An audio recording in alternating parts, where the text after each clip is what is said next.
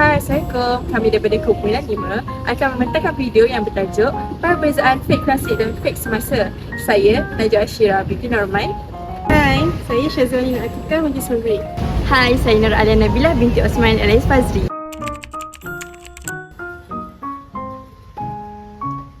Najwa, awak sibuk ke? Tak pun, kenapa? Tak adalah, saya pening lah. Saya tak faham sangat berkaitan dengan fake semasa dengan aplikasi. Awak tahu tak?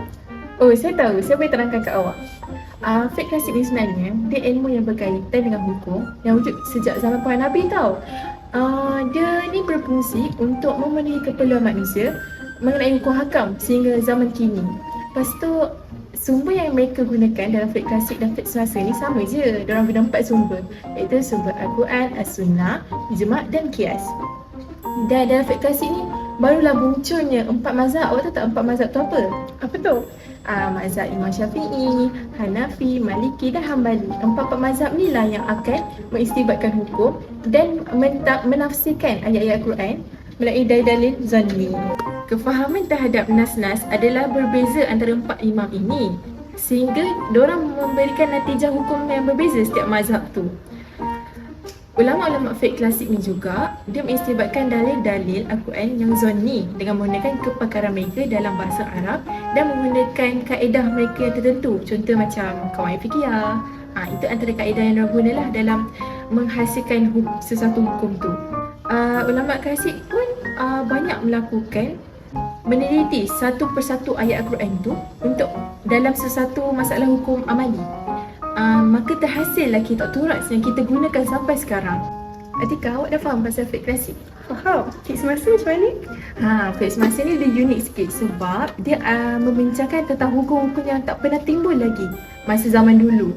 So, fake semasa ni lah yang akan menyelesaikan masalah-masalah hukum yang baru timbul pada zaman kini. So, ulama contemporary ni dia akan menganalisis dan berijtihad untuk mencari sesuatu untuk menyelesaikan suatu masalah dalam mengenai masalah hukum.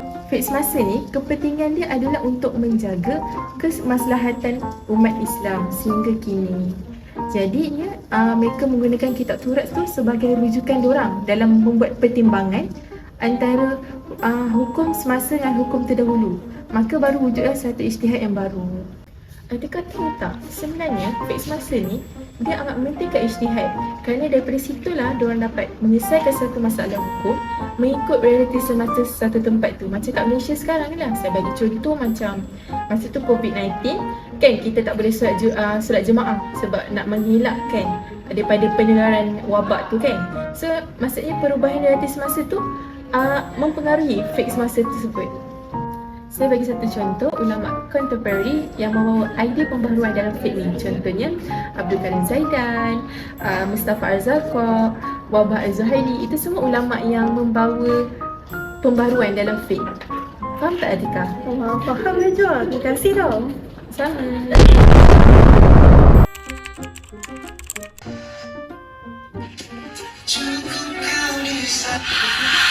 Kita lah.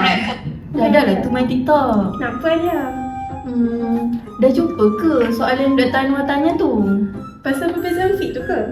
Saya masih keliru lagi ni, tak jumpa jawapan. Adalah jawapan yang saya cari. Nak saya terangkan tak? Boleh? Okey. Perbezaan fake semasa dengan fake klasik ni dia ada banyak, tapi saya akan terangkan 4 je dulu, boleh? Boleh. Okey, untuk yang pertama, keperluan kepada fake. Fake semasa ni dia diperlukan pada zaman ni. Sebab apa? Kebanyakan zaman ni adanya kemajuan, terutama dalam bidang teknologi, perubatan, sains dan juga budaya kita. Tapi fake semasa ni kita kena selaraskan tau dengan prinsip dan juga syariat. Saya ambil contoh, fake semasa ni kita kena hidupkan di balik ijtihad tu. Sebab apa? Sebab nak menyelesaikan isu umat Islam. Contohnya macam isu perbankan hari ni lah. Isu perbankan hari ni lah yang banyak menuntut kepada adanya fake semasa. Sebab apa? Isu muamalat ni sentiasa ada pembaharuan dan tak ada penetapan hukum pun terhadapnya. Sebab itulah kita perlukan fake semasa. Tapi berbeza pula dengan fake klasik. Fake klasik ni dia hanya berkembang melalui tradisi 4 mazhab utama tu je, iaitu mazhab Hanafi, Maliki, Syafi'i dan juga Hambali. Fake klasik ni kita hanya perlukan dia untuk memahami hukum Islam, amalan ibadah, perbandingan mazhab dan juga dalam penghasilan keputusan undang-undang. Macam tu. Selain tu, Okey, perbezaan dia yang kedua juga dalam bidang fiqh. Kalau fiqh semasa ni, dia lebih menumpukan pada bidang ekonomi, sains dan teknologi macam saya cakap tadi tu. Contohnya, pandemik COVID-19 yang berlaku baru-baru ni kan. Kita perlukan penetapan hukum yang baru untuk menggunakan bahan-bahan yang tidak halal dalam proses rawatan bagi pesakit COVID-19. Jadi, itulah kepentingan fiqh semasa. Dia yang akan membuatkan hukum yang baru. Kalau fiqh klasik ni, dia hanya mencakupi kepada bidang-bidang seperti ibadah yang memang dari ketetapan hukum dah pada asalnya, seperti solat, zakat dan juga jenayah Islam. Untuk yang ketiga, saya boleh bagi perbezaan dia dalam bentuk kategori dan juga bentuk fiqh tu sendiri. Kalau fiqh semasa, kita banyak menggunakan ijtihad syar'i, ijtihad intiqai, fatwa, perundangan dan juga pendidikan ilmiah. Sebagai contoh, Alia selalu tengok tak dekat TikTok ke Instagram ke, banyak je artis ni yang berpakaian pelik bila pergi majlis-majlis. Selalu sangat. Jadi baru-baru ni Majlis Fatwa dia dah keluarkan hukum berkenaan dengan pakai pakaian pelik tu. Fatwa melarang memakai pakaian yang syurah. Syurah tu maksudnya ganjil ataupun pelik. Sebab apa? Sebab dia boleh menimbulkan perasaan ujub dan juga perasaan riak. Faham? Oh, macam nafsu tu Betul tu Alia. Tapi kalau fiqh klasik ni, dia menggunakan metodologi yang digunakan dengan berasaskan pandangan 4 mazhab sunni tu tadi. Sebab apa? Sebab pada zaman tu belum ada lagi banyak masalah baru yang timbul. Sebab itulah tak perlukan kepada bentuk fiqh yang baru. Seterusnya yang keempat, pendekatan ijtihad. Fiqh semasa ni dia banyak menggunakan ijtihad yang kolektif. Maksudnya ijtihad secara ramai-ramai lah berbanding individu. Maksudnya semua pakar dan juga agamawan ni yang berkaitan dengan bidang tu, mereka ni akan berkumpul dan juga berbincang untuk mencari hukum baru. Pandangan individu pun diambil kira, tapi dia bukan pandangan yang rasmi. Kalau fiqh klasik ni, kita hanya menggunakan pendekatan ulama sahaja. Tapi ulama ataupun mujtahid tu kenalah ada kelayakan. Seperti mereka ni kena tahu harfiah ataupun majaz. Mereka kena banyak menggunakan kias, ijma', istisan dan juga pandai untuk mempertimbangkan nasab.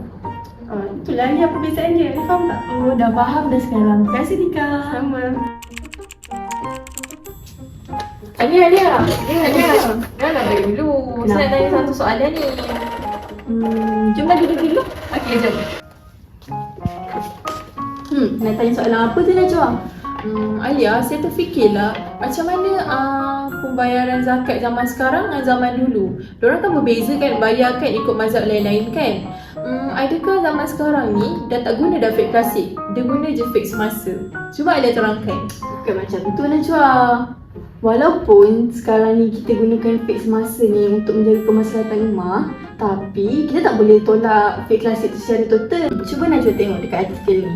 Dia cakap daripada Ibnu Umar radhiyallahu anhu berkata, Rasulullah sallallahu alaihi wasallam mewajibkan pelaksanaan zakat fitrah dengan segantang tamar, segantang balik ke atas hamba dan orang yang merdeka, lelaki dan perempuan, yang muda dan yang tua daripada kalangan muslimin, dan baginda menyuruh agar ditunaikan sebelum manusia keluar menuju untuk menunaikan solat hari raya. So dekat sini kita boleh tengoklah, kalau dulu kita kan kena bayar kalau kata kita nak ikut fiqh klasik kan, maknanya adakah kita kena bayar guna segantang tamar, segantang balik? Takkan. Mana kita nak dapat benda tu kan sekarang? Di sisi mazhab Syafi'i merupakan mazhab yang paling rajih lah untuk penentuan kadar bayaran zakat. So macam dia kata, kalau untuk penentuan kadar bayaran zakat ni, kita kena tengok jenis makanan uji bagi sesuatu tempat tu. Contoh macam Malaysia kan. Malaysia kan orang kan makan makanan uji nasi kan. Tu macam kalau kita bagi bali, tamar, Macam tak kena Macam takkanlah nak makan bali dengan tamar je sehari. sebab itulah guna beras. Faham? So mufti wilayah ni dah bersetujulah untuk menetapkan bahawa harga purata bagi semua grade harga beras dijadikan asas untuk menetapkan harga sekilo beras untuk bayaran zakat. Oh ya ke? Baru saya tahu. Macam tu. Terima kasih Alia. Nanti saya belanja awak coklat. Antara kepentingan perbezaan fiqh semasa juga fiqh klasik yang pertama adalah memudahkan proses ijtihad serta memberikan hukum yang bersesuaian bagi setiap kejadian semasa yang berlaku. Pada zaman ini, ijtihad merupakan satu keperluan yang mendesak ekoran daripada perkembangan dari segi teknologi, ekonomi, perubatan dan juga sains. Oleh itu, fiqh klasik dan fiqh semasa memainkan peranan yang penting dalam membantu kepada proses ijtihad itu untuk dilakukan dengan lebih sempurna. Sebab apa? Fiqh klasik ini telah menjadi rujukan kepada para ulama kontemporari dalam menyelesaikan isu baru yang wujud pada masa ini. Hal ini kerana fiqh klasik menggunakan metodologi 4 mazhab. Dengan metodologi 4 mazhab inilah akan membantu ulama kontemporari untuk menghasilkan hukum-hukum baru. Kepentingan kedua adalah memelihara syariat Islam dan menjaga kemaslahatan umat Islam, di mana fiqh klasik dan fiqh semasa ini memainkan peranan dalam mengekalkan prinsip-prinsip hukum Islam serta memastikan sumber syarak seperti Al-Quran, As-Sunnah dan Ijma' semua itu ada sebagai tonggak utama dalam menyelesaikan satu masalah hukum. Ijtihad amat penting dalam fiqh klasik dan fiqh semasa untuk memastikan tiada timbul keraguan di antara umat Islam dalam mengikuti satu hukum. Fiqh klasik dan fiqh semasa juga menekankan konsep ijtihad dalam usaha mencari solusi dengan menyesuaikan hukum Islam dengan realiti semasa, di mana ia berlandaskan maqasid syariah dalam menentukan segala hukum-hukum fiqh termasuklah ibadat, muamalat, murakahat dan jenayat. Oleh itu, fiqh klasik dan fiqh semasa ini akan membantu melahirkan umat Islam yang seimbang dalam pelbagai sudut serta menjamin kesejahteraan negara berlandaskan syariat Islamiah serta menghilangkan segala keraguan umat Islam dalam masalah hukum hakam. Seterusnya, fiqh klasik dan fiqh semasa adalah penting untuk mendapatkan pemahaman yang holistik terhadap syariat Islam. Pemahaman holistik fiqh yang menggabungkan pandangan klasik dan juga semasa memastikan pemahaman yang menyeluruh tentang syariat Islam bermula dengan prinsip-prinsip asas fiqh. Pendekatan ini membolehkan umat Islam untuk mematuhi nilai-nilai agama serta menyelesaikan diri dengan perubahan uruf dan keadaan yang berlaku. Seterusnya, ini dapat menjamin masyarakat yang adil dan juga sejahtera.